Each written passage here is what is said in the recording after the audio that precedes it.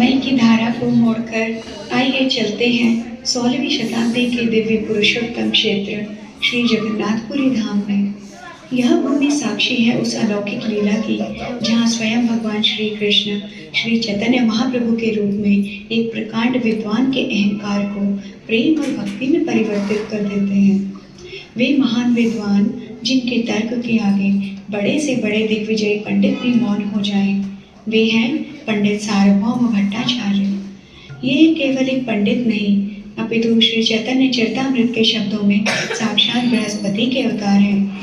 भट्टाचार्य जानी तुम्हें साक्षात बृहस्पति, शास्त्र व्याख्या करिते ऐछे करो नाई शक्ति। भट्टाचार्य साक्षात बृहस्पति के अवतार हैं। शास्त्रों की व्याख्या करने की जैसी शक्ति उनमें है वैसी इस संसार में किसी और के पास नहीं है।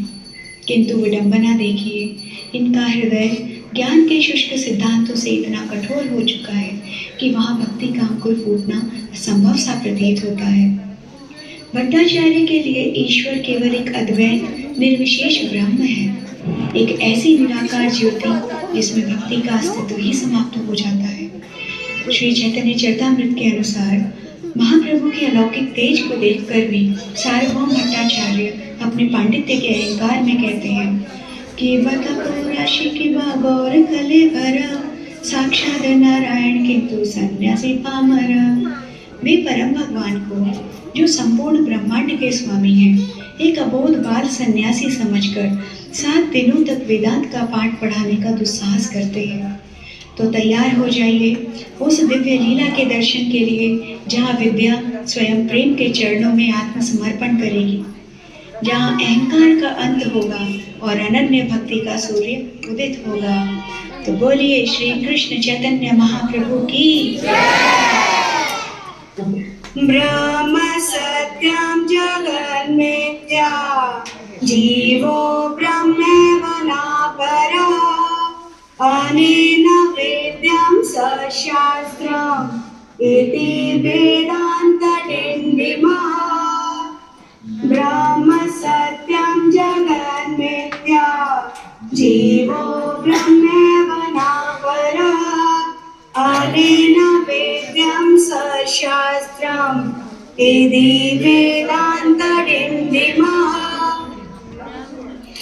अद्वैत वेदांत का सार है जो कहता है कि एकमात्र ब्रह्म सत्य है, जगत मिथ्या है और जीव ब्रह्म से भिन्न नहीं है।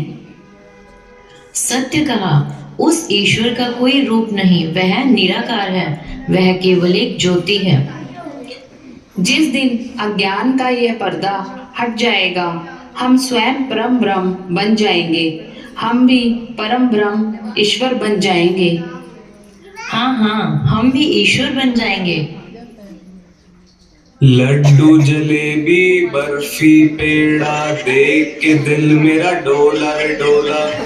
वाह, ये गोल गोल लड्डू और केसरिया जलेबी कितनी सुंदर है।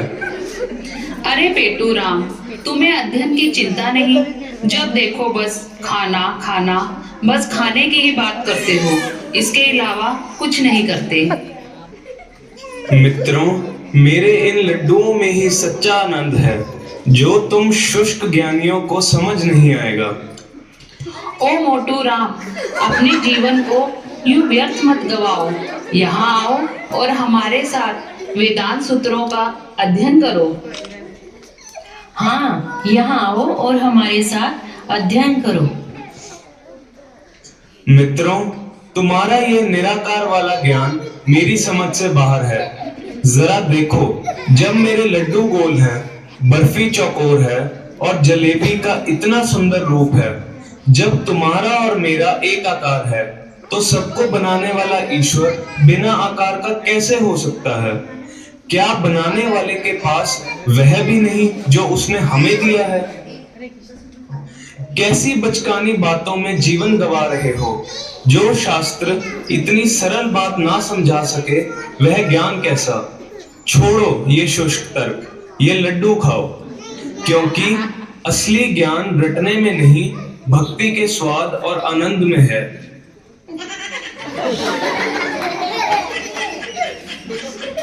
बताओ कैसा लगा स्वाद? लाजवाब है ना? तुम कहते हो कि यह संसार मिथ्या है, माया है, पर ये लड्डू कोई सपना नहीं है। इनका स्वाद भी सच है और इन्हें खाकर जो आनंद मिला वह भी सच है। बताओ हुआ ना आनंद? अगर स्वाद और सुख सच है तो संसार मिथ्या कैसे हुआ? खैर तुम शास्त्र रटो, मैं तो चला। लड्डू जलेबी बर्फी पेड़ा देख के दिल मेरा डोला रे डोला। अरे पेटू राम की बातों ने तो मुझे विस्मित कर दिया। अरे बुद्धि भ्रष्ट हो गई है क्या तुम्हारी? वह तो मूर्ख है ही, तुम भी मूर्खों की तरह बातें कर रहे हो। चलो पुनः पाठ करो। ब्रह्म सत्यम जगत मिथ्या जीवो ब्रह्मेव न परा। ब्रह्म सत्यम जगत मिथ्या जीवो ब्रह्मेव न परा। ब्रह्म सत्यम जगत मिथ्या जीवो ब्रह्मेव न परा। नमो नारायण गुरुदेव। नमो नारायण। यदि अध्ययन पूर्ण हो गया तो श्री जगन्नाथ जी के भोग का समय हो गया। चलिए मंदिर चलते हैं।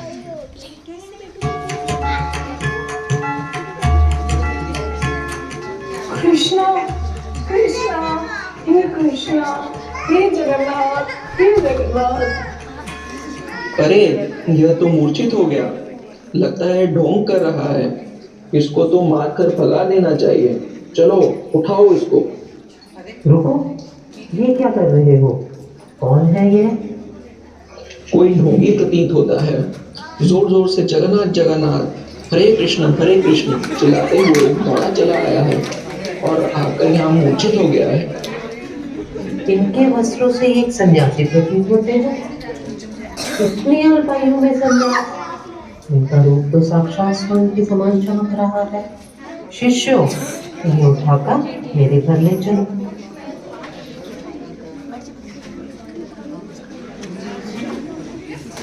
श्री मंदिर में प्रवेश करने के बाद जैसे ही महाप्रभु ने भगवान जगन्नाथ के दर्शन किए तो वे भगवत प्रेम में इतना विभोर हो गए कि वे मूर्छित होकर भूमि पर गिर पड़े। श्री चैतन्य महाप्रभु की सुंदरता तथा भगवत प्रेम के कारण उनके शरीर में उत्पन्न विकारों को देखकर सार्वभौम भट्टाचार्य को अत्यधिक आश्चर्य हुआ।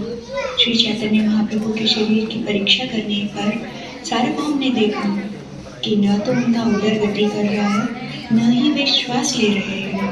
महाप्रभु के श्वास रोके हुए भट्टाचार्य जी अत्यंत भयभीत हैं, पर वे ये नहीं जानते कि यह मृत्यु नहीं, दिव्य प्रेम की समाधि है। उधर मंदिर के सिंह द्वार पर श्री नित्यानंद प्रभु और मुकुंद दत्त आ पहुंचे हैं। मैं नदिया का वासी हूँ, इसलिए महाप्रभु की दिव्यता को पहचानता हूँ। मुझे शीघ्र ही सब भक्तों को यहाँ लाना होगा। आज इस तर्क की पाठशाला में प्रेम का सैलाब आने ही वाला है। आइए नित्यानंद प्रभु, यहाँ से आइए। मैं आपको सार्वभौम भट्टाचार्य के घर ले चलता हूँ। मंदिर में सब यही कह रहे थे कि चैतन्य महाप्रभु भगवान जगन्नाथ जी के दर्शन पाकर मूर्छित हो गए। अरे वह देखो, महाप्रभु मूर्छित पड़े हैं। उठिए महाप्रभु, उठिए उठिए ना महाप्रभु, उठिए। महाप्रभु ऐसे नहीं जागेंगे। चलिए संकीर्तन प्रारंभ करते हैं। हाँ मुकुंद।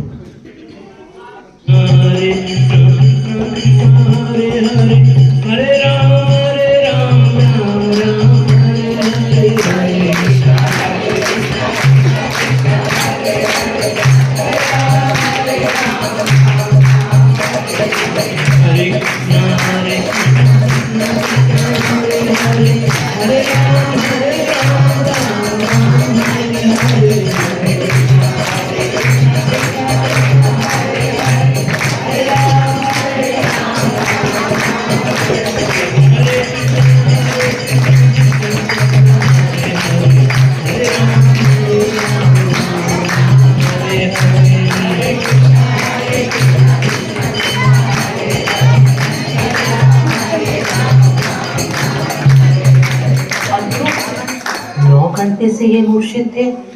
मेरा सारा तर्क और चिकित्सा विफल रही थी, परंतु इस हरि नाम के कीर्तन से ये उठ खड़े हुए। यह कोई साधारण सन्यासी नहीं है।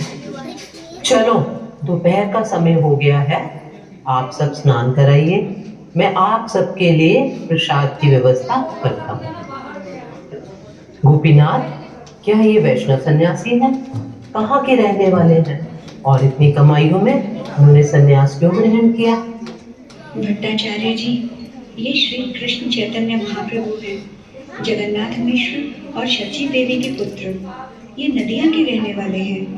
महाप्रभु का बचपन का नाम विश्वंभर था और प्यार से उन्हें निमाई भी कहते थे। ये स्वयं पूर्ण पुरुषोत्तम भगवान श्री कृष्ण हैं। जिस प्रकार श्री कृष्ण ने अपनी मधुर बाल्य लीलाओं से सभी ब्रजवासियों का मन मोह लिया था, उसी प्रकार निमाई ने भी अपनी नटखट लीलाओं से नदिया वासियों का मन मोह लिया।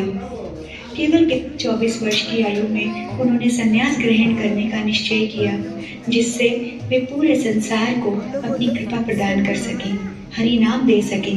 जिन्हें आप केवल एक तरुण सन्यासी समझ रहे हैं, वे साक्षात करुणा के अवतार हैं। सन्यासी और कीर्तन, ये तो भावुकता के लक्षण है। सन्यासी को विज्ञान शास्त्र का गहन अध्ययन करना चाहिए। यह बताओ, इन्होंने किस संप्रदाय से सन्यास ग्रहण किया है? इनके गुरु श्री केशव भारती हैं। भारतीय संप्रदाय, यह तो द्वितीय श्रेणी का सन्यास है। यदि ये चाहे तो मैं इन्हें उच्च कोटि के प्रथम श्रेणी का सन्यास दिला सकता हूँ। और तो मुझे इस बात की चिंता है, इतनी कम उम्र में वे सन्यास के नियमों का पालन कैसे कर पाएंगे? नहीं, मैं उन्हें वृतांत दर्शन सुनाऊंगा, जिसमें वे वैराग्य में स्थित रह सके और अद्वैत मार्ग पर चल सके। भट्टाचार्य जी, श्री चैतन्य महाप्रभु स्वयं पूर्ण पुरुषोत्तम भगवान श्री कृष्ण हैं। उन्हें ऐसी किसी औपचारिकता की आवश्यकता नहीं है। उन्हें किसी श्रेष्ठ संप्रदाय से संन्यास ग्रहण करने की भी आवश्यकता नहीं है। यह आपका दुर्भाग्य है। महाप्रभु स्वयं आपके घर पर थे। आपने उनके दिव्य स्वरूप का दर्शन तो किया, परंतु आप उनकी दिव्यता को समझ ना पाए और आप उन्हें दीक्षा देने की बात कर रहे हैं। गोपीनाथ, तुम्हारे पास क्या प्रमाण है कि ये ही भगवान है? गोपीनाथ जी, ऐसे भावुकता में आकर बातें ना कीजिए। आप जानते नहीं, हम तर्क द्वारा ही परम सत्य के ज्ञान को प्राप्त करने में विश्वास रखते हैं। हम मूर्ख हैं, मूर्ख। पूर्ण पुरुषोत्तम भगवान को केवल उनकी कृपा से ही जाना जा सकता है, किसी अनुमान से नहीं। आप लोग कई वर्षों तक वेदों का अध्ययन कर लो और अपने तर्क वितर्क की सारी बुद्धि भी लगा लो, परंतु फिर भी पूर्ण पुरुषोत्तम भगवान को समझने में अक्षम न होगे। उन्हें समझने के लिए उनकी लेश मात्र कृपा ही पर्याप्त है। तर्क वितर्क की कोई आवश्यकता नहीं है। शास्त्र कहते हैं, कृष्ण वर्णम द्विषा कृष्ण सांगोपांगास्त्र पार्षद यज्ञ संकीर्तना प्राय यजन्ति ही सुमेधसः। गोपीनाथ, परंतु आपको और क्या प्रमाण चाहिए आचार्य जी? मुझे लगता है अब मुझे और शास्त्र का प्रमाण देने की कोई आवश्यकता नहीं है। जैसे बंजर भूमि में बीज डालने से कोई लाभ नहीं होता, इसी तरह आपको समझाना भी व्यर्थ है। महाप्रभु ही आपका उद्धार करेंगे। ठीक है, अब जाओ और जगन्नाथ जी का महाप्रसाद दो अपने महाप्रभु और उनके साथियों को। फिर वापस आकर मुझे यह सब सिखाना, ठीक है? और हाँ, उनके समक्ष यह प्रस्ताव अवश्य रखना कि मैं उनका हितैषी हूँ और वेदांत दर्शन सिखाना चाहता हूँ, जिससे वे अपने धर्म का पालन अच्छे से कर पाए। देखा आप लोगों ने, भट्टाचार्य जी को समझाना अर्थात उल्टे घड़े में पानी भरना, जो कभी संभव नहीं। अब बस मेरी यही प्रार्थना है कि जल्दी से सार्वभौम भट्टाचार्य को महाप्रभु की कृपा मिल जाए। चलिए, मैं जाकर महाप्रभु को जगन्नाथ जी का प्रसाद और भट्टाचार्य का निमंत्रण देता हूँ।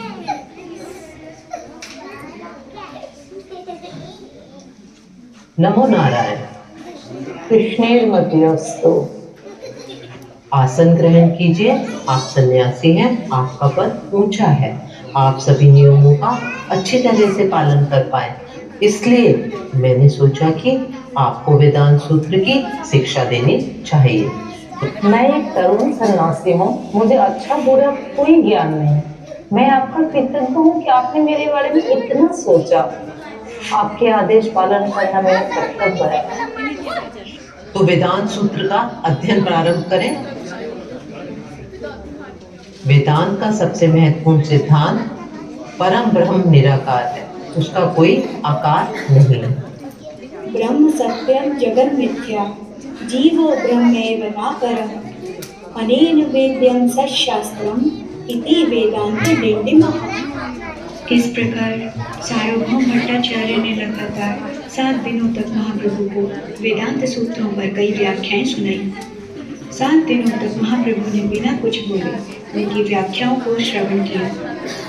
लगता है सार्वभौम भट्टाचार्य के उद्धार का समय आ गया है। 7 दिन व्यतीत हो गए, आपने एक शब्द भी नहीं कहा। क्या आपको कुछ समझ आ रहा है? आपने तो जैसे मौन ही धारण किया हुआ है। आचार्य, मैं तो एक मूर्ख बालक हूँ, वेदांत सूत्र का अध्ययन भी नहीं जानता। आपने आदेश दिया इसलिए मैं आपसे सुनने का प्रयास कर रहा हूँ, परंतु आपकी कही हुई एक भी व्याख्या मुझे समझ में नहीं आई। यदि आपको कुछ समझ नहीं आया तो आपने कोई प्रश्न क्यों नहीं पूछा? वास्तव में आपके मन में क्या चल रहा है? आचार्य, निश्चित ही वेद ज्ञान में सर्वश्रेष्ठ है। आयु में भी आप मेरे पिता के समान है। कृपया मेरे उदंत व्यवहार के लिए मुझे क्षमा कर दें। वेदांत तो अपने आप में सूर्य के भांति उज्जवल है, परंतु आपकी व्याख्या उन बादलों के समान है जो सूर्य के प्रकाश को ढक देता है। आप कहते हैं भगवान निराकार है, परंतु जिसने सभी को आकार दी हुई स्वयं निराकार कैसे हो सकता है? किंतु ब्रह्म सत्यम जगन मिथ्या, जीव और ब्रह्म एक ही है। कृष्ण भी ब्रह्म है और जीव भी ब्रह्म है।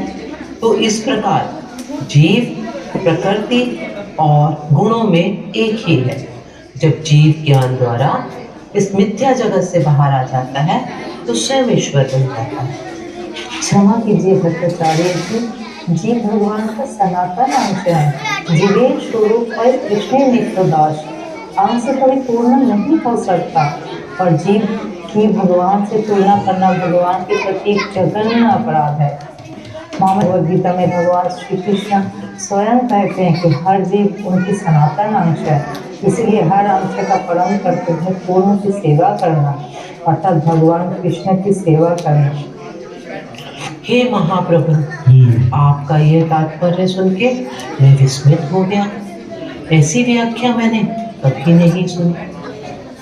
ये भट्टाचार्य लाख लोग विश्व में भगवती भक्ति परम पुरुषार्थ है। वास्तव में जो आत्माराम है वो सभी बंधनों से मुक्त है। वो भी भगवान की अनन्य भक्ति में इच्छा रखते हैं। आत्मारामश्च मुनयो निर्दंता अपि उरुक्रमे कुर्वन्त अहेतु की भक्ति नित्य अद्भुत गुणोहरि। जो लोग आत्म साक्षात्कार में लीन हैं, जिनकी अविद्या का ग्रंथियां कट चुकी है, वो भी भगवान के निष्काम अहेतु की भक्ति करते हैं। क्योंकि भगवान श्रीहरि का गुण ही इतने मधुर है कि वो मुक्त आत्माओं को ही अपनी ओर आकर्षित कर लेते हैं। महाप्रभु, कृपया आत्माराम श्लोक को विस्तार से समझाइए। अवश्य, परंतु आप इसकी व्याख्या कीजिए। सार्वभौम भट्टाचार्य ने तर्क शास्त्रों के अनुसार आत्माराम शब्द की व्याख्या 9 विविध प्रकारों से की और महाप्रभु ने उन 9 व्याख्याओं को बिना छुए ही आत्माराम शब्द की व्याख्या और 18 प्रकारों से कर डाली। यह सुनकर सार्वभौम भट्टाचार्य आश्चर्यचकित रह गए। उन्हें विश्वास हो गया कि ये महाप्रभु और कोई नहीं बल्कि स्वयं पूर्ण पुरुषोत्तम भगवान श्री कृष्ण है। क्षमा करें महाप्रभु, मैं अंधा था। मैं स्वयं को वेदांत का परम ज्ञाता समझता था, परंतु मैं मूर्ख था।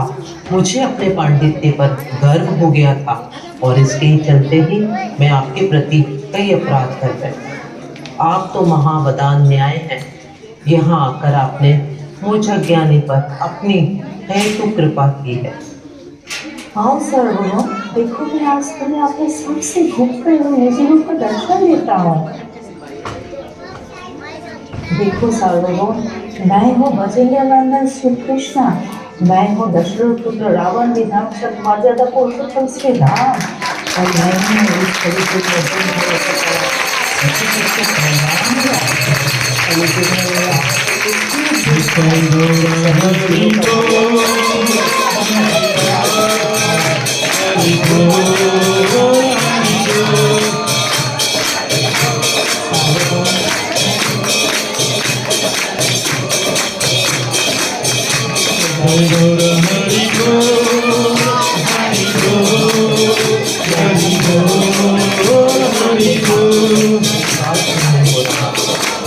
मेरे प्यारे कृष्ण, आज मैं सबकी ज्ञान की प्राप्ति हुई है। हरि बोल हरि बोल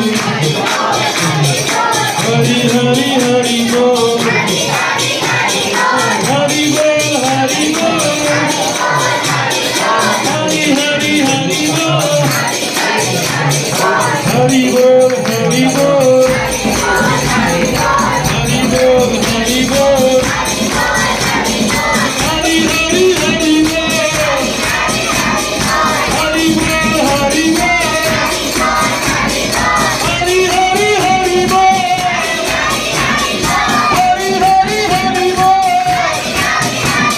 हरि हरि हरि बोल हरि बोल हरि बोल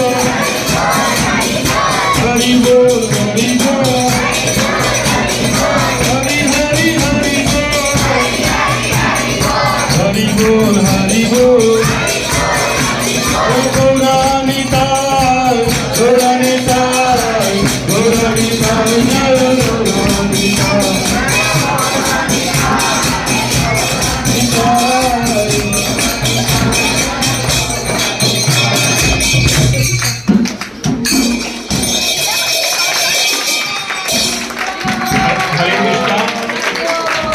हरे कृष्णा सब बोलिए हरे कृष्णा कृष्णा कृष्णा हरे हरे हरे राम राम राम हरे हरे। स्वयं रूपा माता जी और सब उनके साथ जितना भी पार्टिसिपेट किया है सबका धन्यवाद करते हैं। और एक बार दोनों हाथ खड़े करके इनके स्वागत के लिए हरे कृष्ण महामंत्र बोलिए हरे कृष्णा कृष्णा कृष्णा हरे हरे हरे राम राम राम हरे हरे। सब खड़े हो जाइए। अभी और चैतन्य महाप्रभु का